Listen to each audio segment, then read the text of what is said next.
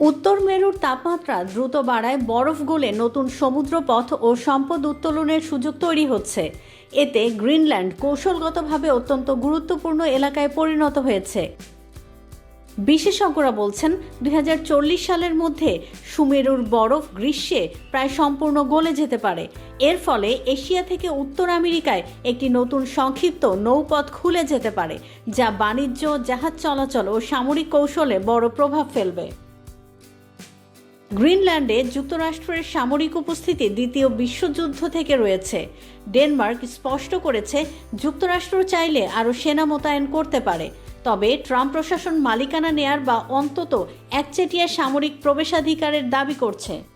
গ্রিনল্যান্ডে রয়েছে তেল, গ্যাস সহ বিপুল প্রাকৃতিক সম্পদ, বিশেষ করে ইলেকট্রিক গাড়ি, রোবট, ডেটা সেন্টার এবং অস্ত্র তৈরিতে ব্যবহৃত বিপুল খনিজ মজুত রয়েছে সেখানে। প্রযুক্তি প্রতিযোগিতায় চীনের সঙ্গে টিকে থাকার জন্য এগুলোকে অত্যন্ত গুরুত্বপূর্ণ মনে করছে যুক্তরাষ্ট্র।